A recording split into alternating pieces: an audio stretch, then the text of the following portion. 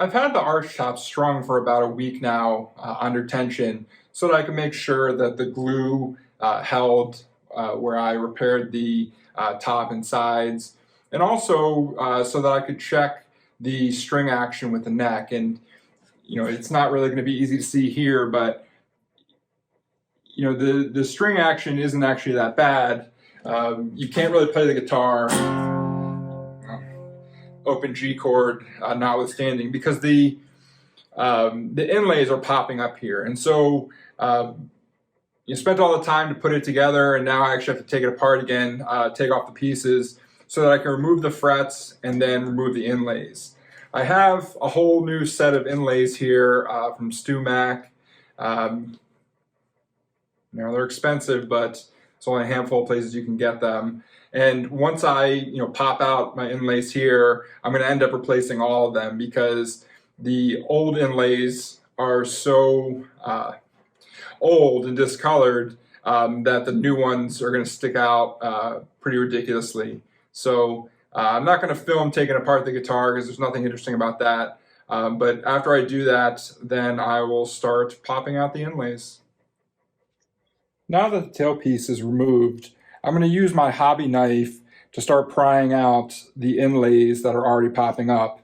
If you notice here, this one on the 7th fret, is already, significantly popping out. And so I'm going to use the hobby knife to cut around the edges. I really want to do my best to not have any chip out. I expect that these will be a lot easier than some of these inlays that haven't moved yet.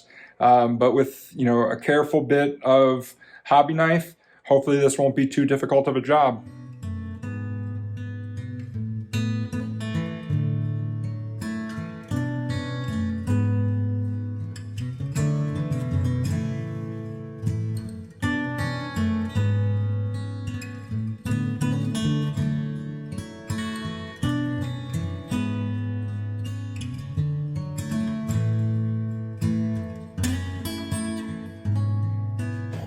It took about 15 minutes to get all the inlays out.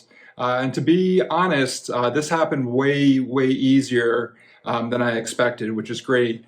I don't know if it was lacquer stick or some sort of other filler, but around the inlays there was filler so that they didn't have to have the inlays cut perfectly. And so I was able to use my hobby knife to just kind of score around that area and then pry them up lightly.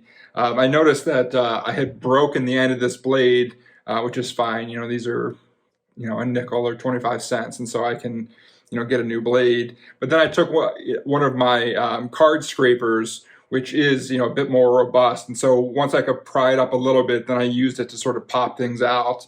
As far as I can tell, there was no chip out. Again, the failure point is essentially whatever that wood putty is that they were using. And so I'm going to go back with a smaller chisel and kind of clean out the glue.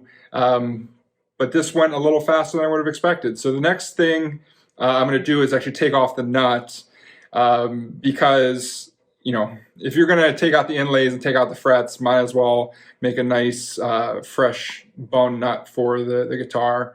And then, as I said, I'll take the frets off, which again, is one of those areas that could potentially be a lot of chip out. So hopefully I can just go slow and it won't be much of an issue.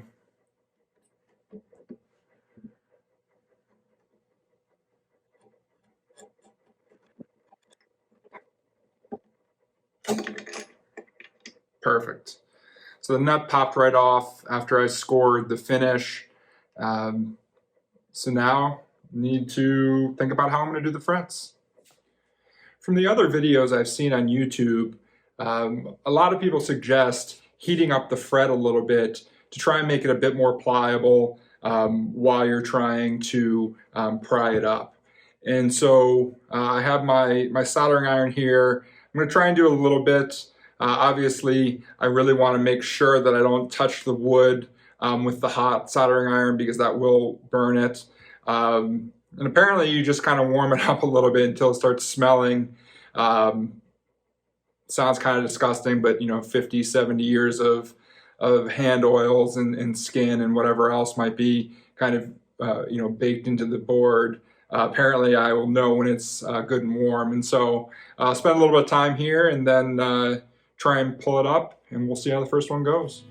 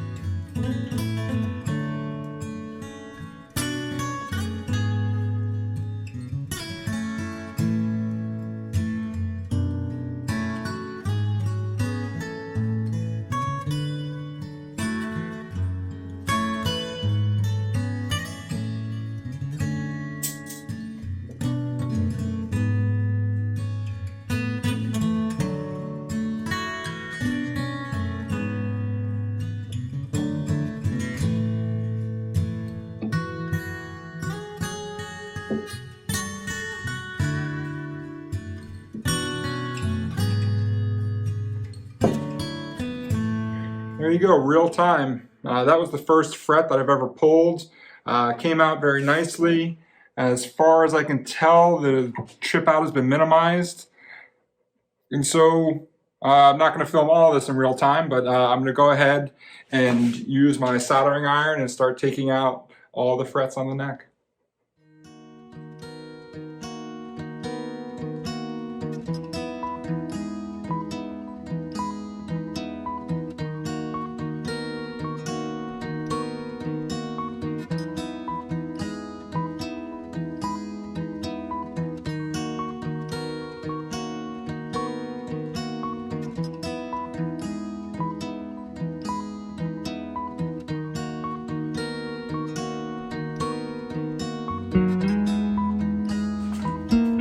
I'm 5 frets in and I'm having decent success. You really can see when you start heating up the fret starts smoking a little, which is honestly pretty gross if you think about it. But you start putting it on there and then getting the edges of the fret started, and then the nippers work pretty well. I think the only advice I would give, besides going slowly, obviously, is try not to get to the point where the fret really feels like it gives. I have done a few light chips here, which I'll probably put back together with CA glue.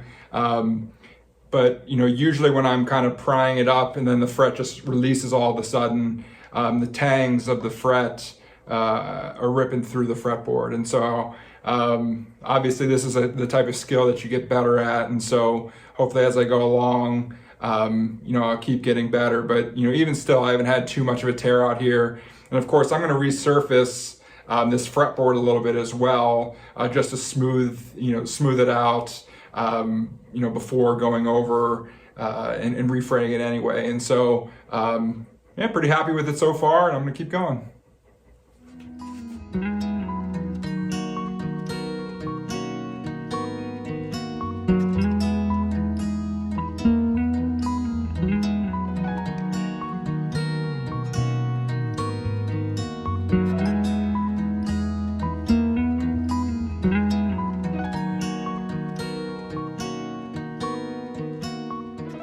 All in all, it's been about an hour since I started, and I can't believe that it went as easy as it did. I took all 19 frets off, took the inlays out, and took the nut off the neck in just about an hour's worth of time, with no major damage. Now, I'm not going to be arrogant enough to think that I will always be able to do it like this, but at least in the case of this project, it worked out. As a first timer, I guess the best advice I would have, obviously, besides going slowly, is just remember that it's both a matter of leverage, but it's also not a matter of leverage, or at least not a matter of strength. The biggest thing that I noticed using these nippers, and this probably isn't even the right tool, because these are for actually cutting the fret wire, is If I got really close to the end and tried to just pop it up a little bit, that's when I had the best success. If I tried to squeeze too hard, those nippers would start cutting the frets, and then, it makes it that much worse. These frets are already, pretty tiny, and then, cutting off pieces of them with the nippers, certainly made it harder. But if I can get really close to the edge to the binding and just pop up that little end, then I could slowly work it out. And again, the biggest thing that I noticed was the tighter I kept the bend, kept these nippers around the area I was going to bend, it kept me from ripping out chunks. The one fret where, I pulled it and the fret actually gave way is where the biggest chip was. And so, yeah, as a first timer, again, I'm super surprised I went this easily. And so next time I can start by resurfacing the fretboard, putting the inlays in, putting a new radius, or at least smoothing out the inlays to be flush with the fretboard, refretting, and then this guitar will be in much better playing shape. Thanks for watching.